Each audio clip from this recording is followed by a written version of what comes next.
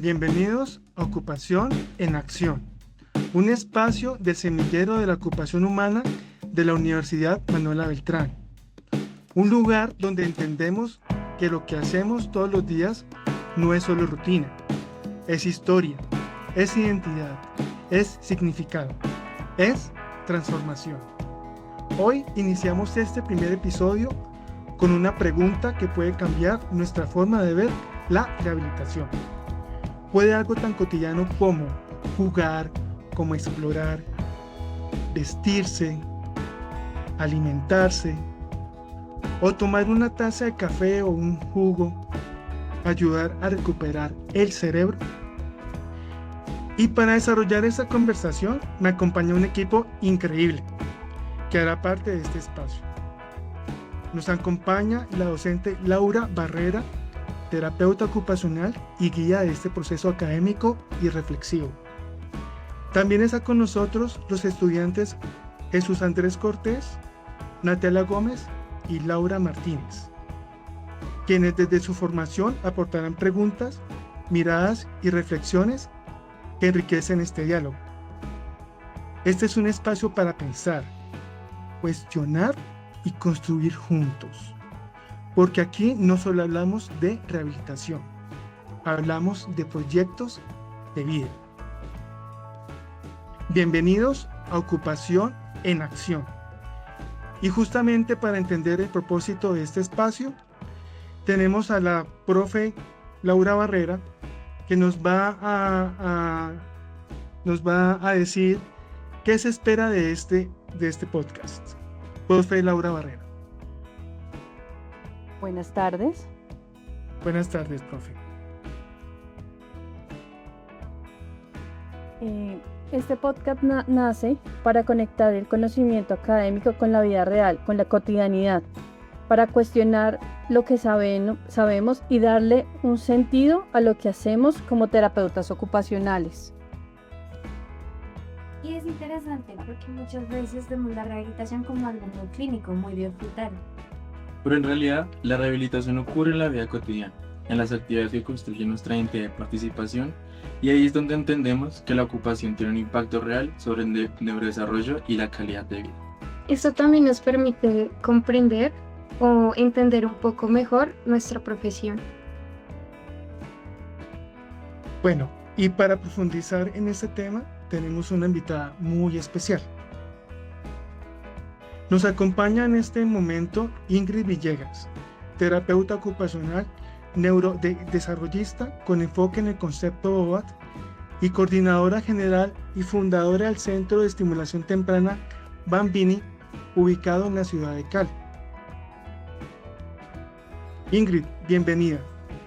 Para empezar, ¿cómo llegaste a la neurorehabilitación? Hola, muy buenas tardes. Primero, gracias que todo por esta invitación. Muy interesante el tema. Te cuento que yo llegué a la neurorehabilitación desde el trabajo clínico con niños. Recién egresada de la Universidad del Valle de acá de Cali, comencé a trabajar con población infantil y fue allí donde empecé a comprender algo que transformó completamente mi visión profesional. Y es que el cerebro tiene una capacidad inmensa de reorganizarse, para aprender y adaptarse cuando se le brinda la estimulación adecuada y se trabaja desde la funcionalidad y el vínculo humano. Entonces, a través que fue pasando el tiempo, me fui enamorando profundamente del área de la salud, especialmente con todo lo relacionado con el neurodesarrollo y la manera en que una intervención oportuna puede cambiar la calidad de vida de una persona y de toda una familia. A partir de ese momento, enfoqué mi formación y mi experiencia clínica hacia la neurorehabilitación, complementándolo además con estudios en pedagogía infantil, porque entendí que el desarrollo no puede verse solamente desde lo físico o lo neurológico, sino también desde lo emocional, desde lo social y desde lo ocupacional. Después de 23 años de experiencia, sigo viendo la neurorehabilitación no solo como una profesión, sino como una forma de acompañar procesos humanos profundamente significativos. Algo que me parece muy interesante y curioso es que muchas veces uno llega a estos campos sin saber el impacto real que tiene en la vida de las personas.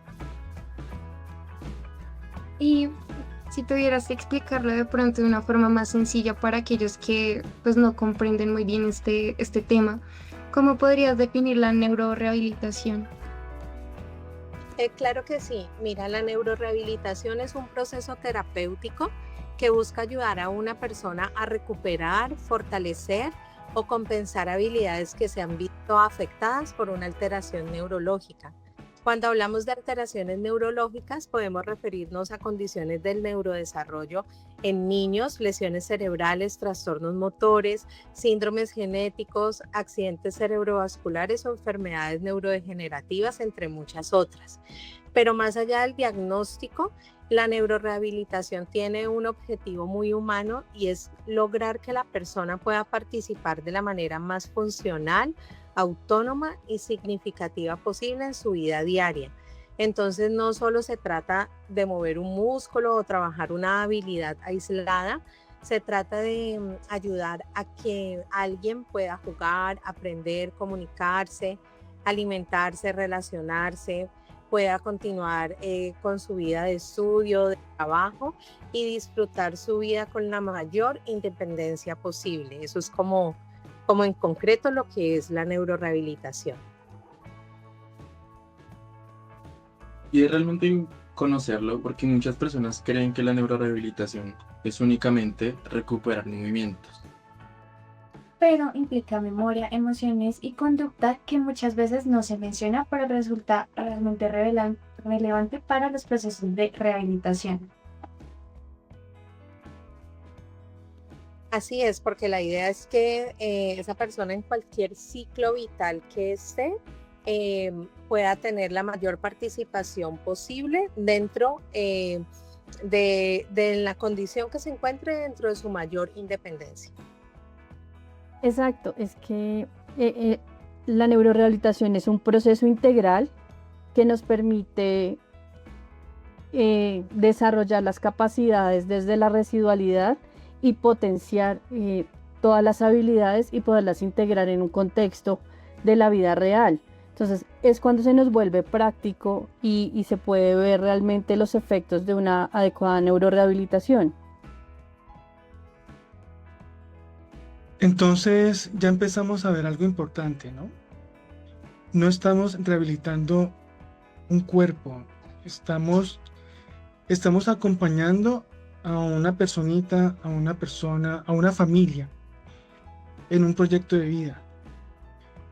Entonces, por eso es muy importante que hablemos siempre nosotros de que estamos impactando unas vidas, no solamente la vida de la persona o del niño que tiene una condición neurológica, sino que estamos también impactando toda una dinámica familiar. Ahora, para seguir con el segundo bloque, vamos a hablar de neuroplasticidad.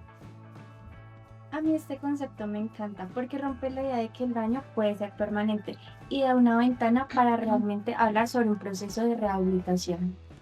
Claro, pues también nos muestra que el cerebro tiene la capacidad de reorganizarse y pues de generar esas nuevas conexiones cerebrales. Y es importante pensar que el cerebro conserva esa capacidad de cambio durante toda la vida, que bien claro puede ir disminuyendo. Sin embargo, después de una lesión o experiencias o el entorno, estas ocupaciones significativas pueden provocar nuevas conexiones neuronales.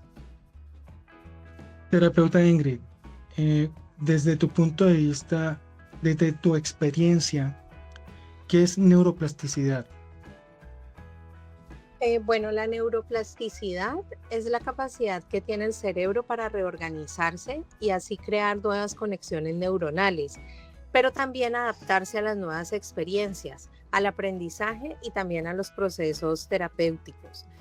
Desde mi experiencia clínica, la neuroplasticidad es una de las cosas más esperanzadoras que existen en rehabilitación, porque nos recuerda que el cerebro no es una estructura rígida ni estática, sino que es dinámico y responde constantemente a los estímulos del entorno. Entonces, por ejemplo, he visto niños que inicialmente tenían grandes dificultades para interactuar con su entorno y a través de procesos terapéuticos consistentes, funcionales y emocionalmente significativos, logran avances que transforman completamente su participación en la vida diaria. Y algo muy importante es entender que la neuroplasticidad no ocurre solamente por repetir ejercicios, sino que ocurre cuando la actividad tiene sentido para la persona, cuando existe motivación, cuando existe emoción, cuando hay un vínculo y participación activa. Por eso es que es importante que nosotros como terapeutas, dependiendo de cualquier ciclo vital que tengan nuestros pacientes, realmente logremos como humanidad tener un trato, que nos conectemos y que podamos ser empáticos y resilientes con el proceso que están pasando, para que a partir de allí podamos hacer el mejor tratamiento posible para esa persona. Entonces ahí es donde realmente el cerebro aprende. Muchas gracias. Otra cosita que quería decir es que es importante tener en cuenta que así esta parte de la participación nos dice que dos personas así tengan el mismo diagnóstico, el tratamiento, dependiendo de la parte volitiva y de la funcionalidad de cada uno, puede ser totalmente diferente. No quiere decir que por tener un mismo diagnóstico siempre el tratamiento vaya a ser igual. Entonces eso también es importante tenerlo en cuenta. Así Eh, es. Dime. ten- Sí, dime, profe. Teniendo en cuenta lo que dice la profe, me gusta mucho eso porque es importante siempre entender que los diagnósticos pueden ser el diagnóstico del libro, pero cada persona tiene una necesidad particular. Entonces, el no generalizar los tratamientos y poderlos adaptar hace que las intervenciones y desde la neuroplasticidad y desde la abolición pues se hagan mucho más efectivas, y vemos cómo este impacto en la persona pues se transmite en su familia y generamos de verdad lo que queremos, una rehabilitación que sea funcional. Muchas gracias, profe Laura. Muchas gracias, invitada Ingrid. Sí, entonces, para los estudiantes, ¿les queda muy claro cómo se activa esa neuroplasticidad en la vida real? Claro, es fundamental entender que la neuroplasticidad no solo se activa repitiendo ejercicios, sino se fortalece cuando estas actividades tienen un componente volitivo, un propósito, un significado y una conexión con la vida de la persona.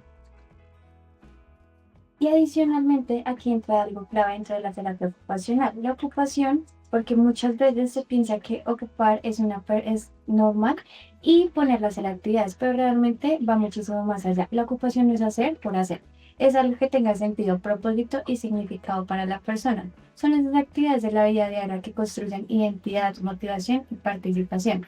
Entonces, en neurorehabilitación, cuando una persona vuelve a cocinar, a escribir y a estudiar o a vestirse sola, y retomar hobbies que antes de explicar, no estamos hablando únicamente de movimiento de función física, estamos hablando de recuperar partes de su vida, de su autonomía y de quién está viviendo en ese contexto. Y creo que ahí es una de las cosas más bonitas de la terapia ocupacional, entender que la actividad tiene poder terapéutico cuando conecta con la historia, los intereses y las metas de cada individuo. Porque no es lo mismo mover el brazo en la repetitiva a moverlo con un sentido. Por ejemplo, comer, jugar, escribir o abrazar a alguien. Y es cuando esa ocupación adquiere un valor terapéutico, emocional y funcional. Y pues ahí ya no solamente estamos hablando de aspectos como la coordinación, sino también estamos hablando de otro que ya viene como las funciones mentales, que se puede ver como la atención, la memoria y etcétera. Y sin dejar a un lado la parte integral del terapeuta ocupacional, también miramos todo el aspecto de la autoestima, la autoconfianza y también los intereses por explorar. Además de esto, pues todo el tema de la participación social, como es importante que desde la comunidad, el ambiente y las actividades impactan a la persona en su rehabilitación. Es decir, vemos la integralidad del ser, no solo individual, sino que de forma colectiva, como identificamos que realmente para una neurorehabilitación necesitamos una posible adaptación del ambiente, una educación para la familia, entender cómo es la comunidad de esta persona y cómo son sus redes sociales para generar mucho valor en el tema del hacer y llegar a ser. Entonces podríamos decir algo potente. La ocupación no es el objetivo final, es una herramienta de intervención que tenemos nosotros. Es el camino terapéutico para que esa persona pues, logre tener la mayor autonomía. Terapeuta Ingrid, desde tu experiencia, ¿cómo has usado la ocupación como tratamiento? Mira, es muy importante todo lo que están hablando relacionado con la ocupación. Desde terapia ocupacional, entendemos que la ocupación no es simplemente mantener a alguien ocupado, sino que la ocupación son todas aquellas actividades que le dan sentido, identidad y propósito a la vida de cada persona. Por eso la ocupación en sí misma se convierte en tratamiento.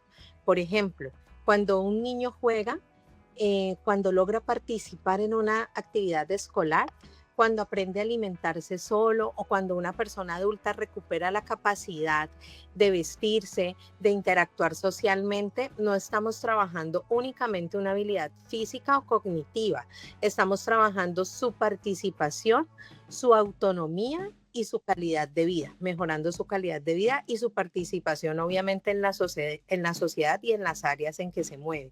En mi experiencia, los mejores resultados terapéuticos ocurren cuando las actividades tienen significado real para la persona, porque el cerebro aprende mejor desde la funcionalidad, desde la emoción y desde experiencias que tienen propósito.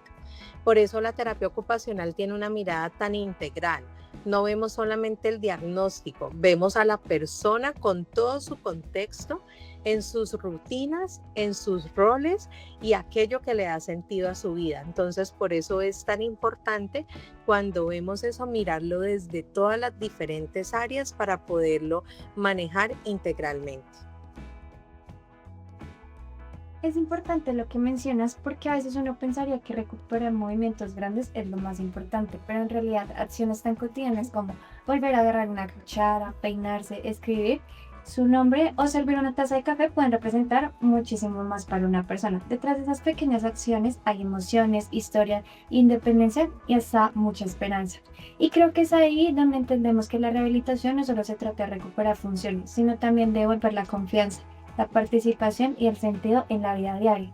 Adicionalmente, es increíble cómo algo tan pequeño puede significar tanto, ¿no? Claro, y muchas veces es fundamental entender que recuperar una actividad cotidiana puede representar mucho más que recuperar una función física.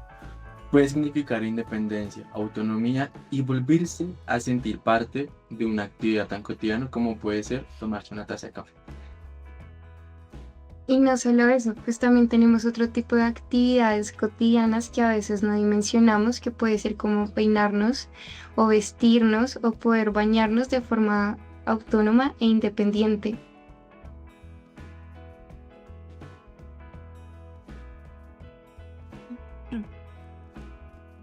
Esto me recuerda a una frase que decía una compañera, es como nosotros recuperamos futuros.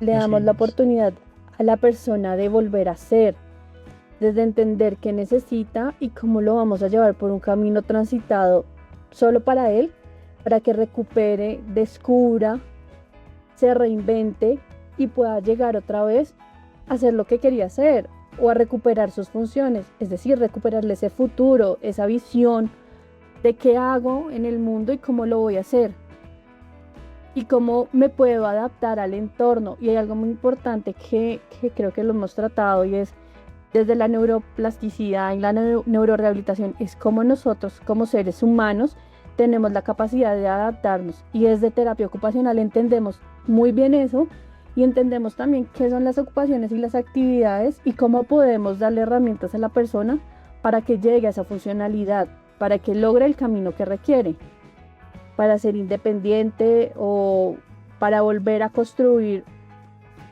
una opción de vida. Así es, profe Laura. Ahí entendemos algo muy profundo de todo lo que ha dicho la terapeuta Ingrid y los estudiantes.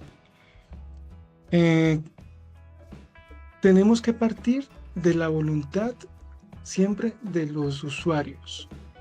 Tenemos que leer a los usuarios, tenemos que aprender a leer el momento de vida, el ciclo de vida de cada usuario. Y no solamente el ciclo de vida, sino que también leer las expectativas reales que tiene la familia con relación a los pacientes o a los usuarios. Entonces, es una lectura que tenemos que hacer de todo el entorno, como decía la terapeuta Ingrid. O sea, no solamente es como utilizarlo de manera mecánica, la ocupación, sin ningún propósito como tal, no. Tenemos que partir primero realmente qué es lo que quiere la familia o qué es lo que quiere el paciente, y luego leer el contexto real de esa familia para poder orientar adecuadamente los objetivos terapéuticos que realmente se puedan conseguir. Entonces aquí no estamos recuperando un rol, no estamos recuperando una ocupación, estamos recuperando una dinámica familiar, estamos recuperando una dignidad para poder estar incluido sociofamiliarmente en el colegio, en una actividad lúdica, en una actividad deportiva o inclusive en una actividad laboral. Entonces, por eso es muy importante que entendamos lo que es la ocupación para nosotros, que es como el punto central de toda nuestra actividad. Pues a lo largo de este podcast hemos hablado un poco acerca de ese enfoque centrado a la persona, que ya vimos que dos personas pueden tener un mismo diagnóstico, pero ese plan de intervención que se va a formular es completamente diferente, puesto que se adapta a la persona. Entonces, para esto me gustaría preguntarte, terapeuta Ingrid, ¿qué implica realmente trabajar centrado en la persona? Sí, mira, trabajar centrado en la persona implica comprender que el usuario no es el diagnóstico. Significa reconocer su historia de vida, sus necesidades, sus emociones, sus intereses, su entorno familiar y sus objetivos de vida. Como decíamos al inicio, dos personas pueden tener el mismo diagnóstico neurológico, pero necesitar abordajes completamente diferentes. ¿Y eso por qué es? Porque cada ser humano vive su proceso de manera distinta. También implica que tengamos actitud de escucha, escuchar mucho, escuchar al usuario, escuchar a la familia, entender las dinámicas del entorno, no solo del entorno familiar, sino social que lo rodea, y poder construir objetivos terapéuticos reales, funcionales y significativos para esa persona, con las posibilidades que tengas, tanto intrínsecas como del medio. Desde mi experiencia, cuando la terapia se centra verdaderamente en la persona y no únicamente en el déficit, los procesos se vuelven más humanos, más respetuosos y mucho más afectivos. Porque al final rehabilitar no es solamente recuperar funciones, es ayudar a que esa persona pueda volver a sentirse parte activa de su vida, con las habilidades y con todo lo que pueda reorganizar y con la mayor independencia posible que pueda lograr. Ese es como mi punto de vista del trabajo centrado en la persona. Y lo que mencionas es muy importante porque muchas veces desde el área de la salud se piensa en lo que debería recuperar alguien, pero el enfoque central en la persona nos invita a entender qué es importante para ella, qué le da sentido a su vida y qué metas quiere alcanzar desde su propia realidad. Tal vez para un profesional el objetivo sea mejorar cierta función, pero para los terapeutas ocupacionales la persona debe buscar lo verdaderamente importante, que ya puede ser volver a cocinar para su familia, regresar a la universidad o simplemente poder salir de su casa sola. Entonces, trabajar desde este enfoque también implica reconocer a la persona como protagonista de su proceso, ¿sí? Respetar sus decisiones, sus tiempos, sus emociones y su contexto. Y siento que eso hace que la intervención sea mucho más humana, más significativa y realmente coherente con la vida cotidiana de cada individuo. Por eso considero que dejar de imponer objetivos y empezar a escuchar realmente a la persona desde sus necesidades. Y de ahí empezar a entender que cada proceso terapéutico es completamente diferente, porque cada persona tiene ocupaciones, motivaciones, intereses y proyectos de vida distintos. Por eso el proceso de intervención no debería solo centrarse en la condición clínica, sino realmente considerar el significado que es para la persona dentro de su contexto cotidiano. Porque para alguien el objetivo puede ser volver a caminar, pero para otra persona puede ser regresar a la cocina, jugar con sus hijos o volver a trabajar. Gracias. Y aquí está el valor de la terapia ocupacional. Trabajar desde el significado, trabajar desde el propósito, para que podamos tener un impacto en esas vidas que estamos trabajando para que sean lo más autónomos posibles en sus vidas cotidianas. Antes, Exacto, profe, poder. sí, dime, Perdón, profe. profe. No, quiero decir eso, es importante ese poder de escucha que tengamos y como desde evaluaciones, que es una evaluación integral a un paciente, podamos entender qué es lo que quiere, cuál es su prioridad de vida y cómo vamos a elaborar ese camino para que se logre. Así es. Y para continuar pues, con esta conversación, yo quisiera preguntarle a la terapeuta Ingrid, ¿qué experiencias le han marcado en su ejercicio profesional en este campo? Bueno, la verdad es, mira que respecto a todo lo que estábamos hablando, digamos que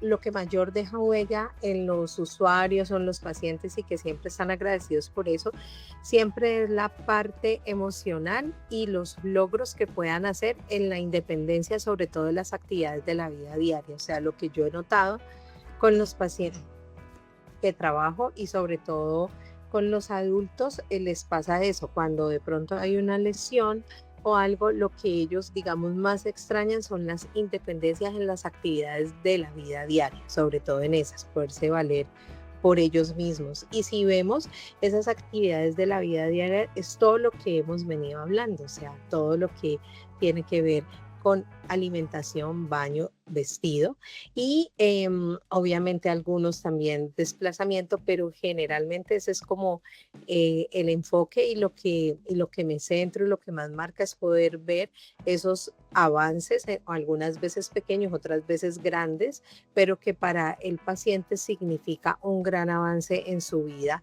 del día a día. Ese es como lo que... Muchas gracias. Y cuando estás con los padres de un niño con una lesión neurológica, ¿qué es lo primero que te preguntan, no? ¿Qué es lo primero que ellos quieren saber de ese hijo que tiene alguna condición neurológica que pueda afectarle el resto de su vida? Pues mira que generalmente la preocupación que cuando ellos no están, digamos, cómo se va a valer su hijo independientemente. Entonces, allí volvemos a lo mismo, es mirar cómo se le puede prestar la mayor independencia posible y sobre todo mirar también cuando van creciendo los niños, por eso también es muy importante saber hasta dónde la terapia se enfoca solo en la rehabilitación o en qué momento también puede pasar para enfocarse en toda, digamos, la parte laboral, por ejemplo, que puedan tener unas opciones de proyección laboral, que es como lo que los papás pues están pensando a futuro. Inmediato pueden pensar en diferentes cosas como si va a hablar, si va a caminar, desplazamiento, pero digamos que cuando van viendo que van avanzando en esta parte, lo segundo sería lo que les acabo de decir, es como lo principal. Gracias. Hoy nos llevamos una idea clara de lo que es la intervención de los terapeutas ocupacionales en el tema de la neurorehabilitación. Profe Laura, ¿tienes algún aporte?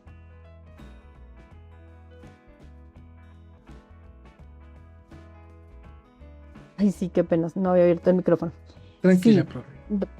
realmente es importante llevarnos cómo se transforma con un sentido, cómo le damos un sentido a la rehabilitación y cómo pensamos en el hacer desde la individualidad y cómo cada paciente se lleva una parte de nosotros en el aprendizaje y cómo nosotros vamos a ver como recompensa que él pueda recuperar algo de su vida, algo de su funcionalidad.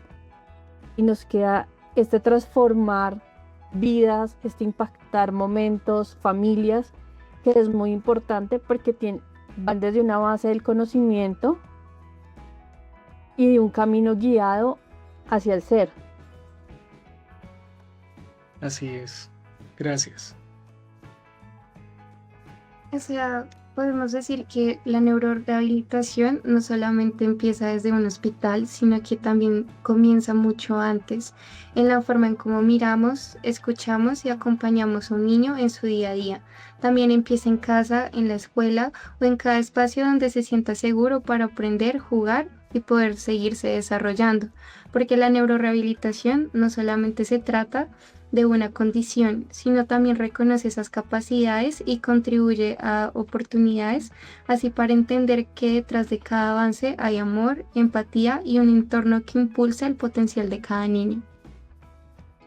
Y que muchas veces empieza desde lo cotidiano, desde la casa, en esas pequeñas acciones que muchas veces damos como por normal, pero que en persona es un proceso de rehabilitación que puede representar esa esperanza, esa independencia, esa dignidad.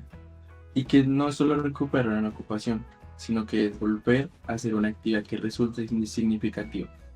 Que muchas veces es conectar con la propia identidad, con esos roles, con esos vínculos y con esa posibilidad de participar nuevamente en la vida.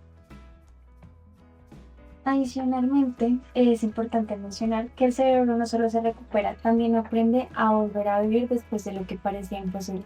Y creo que eso resume mucho lo que hemos hablado hoy. La neurorehabilitación no se trata únicamente de recuperar movimientos o funciones, sino de acompañar a las personas a reconectarse con su vida, con sus rutinas, con sus sueños y con aquello que les da sentido. Porque detrás de cada pequeño avance hay historias de esfuerzo, miedo, esperanza y mucha resiliencia. Y ahí es donde la terapia ocupacional cobra tanto valor, en entender que las actividades cotidianas no son simples tareas, sino espacios donde las personas construyen identidad, autonomía y participación. Hoy más que hablar de rehabilitación, hablamos de humanidad, de escuchar, de comprender y de reconocer cada proceso único. Y es algo que queremos que quede en este episodio. Es que nunca se debe subestimar el poder que tiene la ocupación significativa en la vida de las personas, porque a veces volver a escribir, cocinar, abrazar, estudiar o simplemente levantarse de la cama puede ser el inicio de volver a sentirse vivo.